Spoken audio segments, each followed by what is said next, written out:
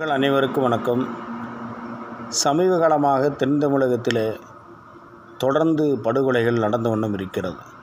குறிப்பாக சொல்ல வேண்டும் என்று சொன்னோமானால், தேவேந்திரகுல வேளாளர் சமுதாயத்தினுடைய இளைஞர்கள், அரசியல் கட்சியினுடைய பிரமுகர்கள், சமூக போராளிகள் இங்கே படுகொலை செய்யப்பட்டு கொண்டிருக்கிறார்கள். தேவேந்திரகுல வேளாளர் சமுதாயத்தினுடைய இயக்கங்கள் ஒவ்வொரு படுகொலைக்கும் கடுமையான கண்டனங்களை தெரிவித்தும் கூட இந்த படுகொலைகள் என்பது நின்றபாடு கிடையாது. இங்கே தமிழ்நாட்டிலே சமூக நீதி பேசுகின்ற திராவிட கட்சிகளினுடைய ஆட்சி தமிழ்நாட்டிலே நடந்து கொண்டிருக்கிறது. இங்கே தமிழ்நாட்டிலே உளவு பிரிவு போலீஸ் இருக்கிறார்கள், மற்ற துறையைச் சேர்ந்த காவலர்களெல்லாம் இருக்கிறார்கள். ஒரு குற்றம் நடைபெற போகிறது என்று சொன்னோமானால் இங்கே இருக்கின்ற உளவுத்துறைக்கு நன்றாக தெரியும்.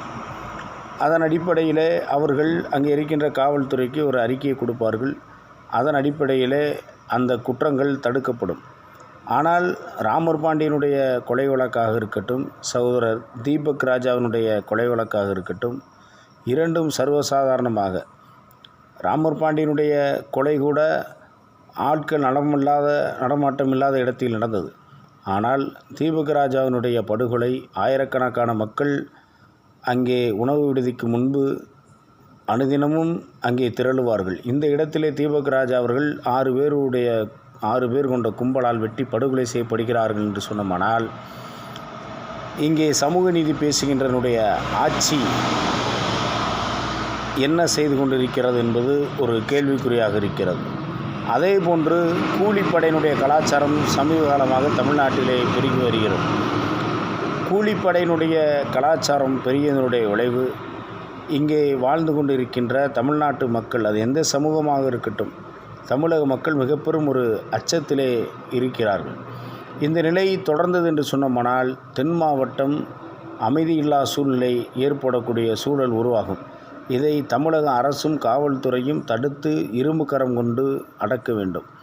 சகோதரர் தீபக் ராஜாவினுடைய படுகொலை, தீபக் ராஜா என்பவர் சமூக போராளி.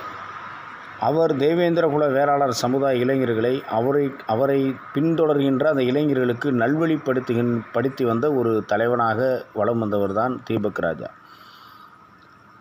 அவர் அந்த சமூக இளைஞர்களை படிக்க தூண்டுகிறார், மாணவர்களுக்கு கல்வி கற்க வேண்டும் என்ற ஆர்வத்தை உருவாக்குகிறார், சமூக போராளியாக தன்னை அடையாளப்படுத்திக் கொள்கின்றார், சமூக போராட்டங்களிலே கலந்து கொள்கிறார்.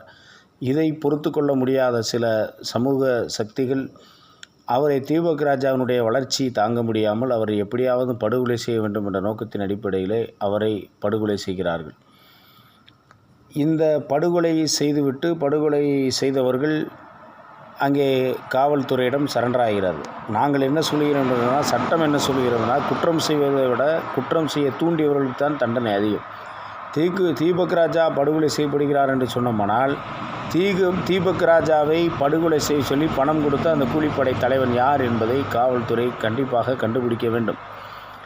பல கிரைம்ஸ், பல குற்றங்களில் ஈடுபடுபவர்கள், பல கொலைகளில் குற்ற செயல்களில் ஈடுபடுபவர்கள், உண்மையான குற்றவாளிகள் இங்கே அதிகமாக அவர்கள் அந்த தண்டனைக்கு உட்படுவது கிடையாது. உண்மையான குற்றவாளிகள் மாட்டுவது கிடையாது.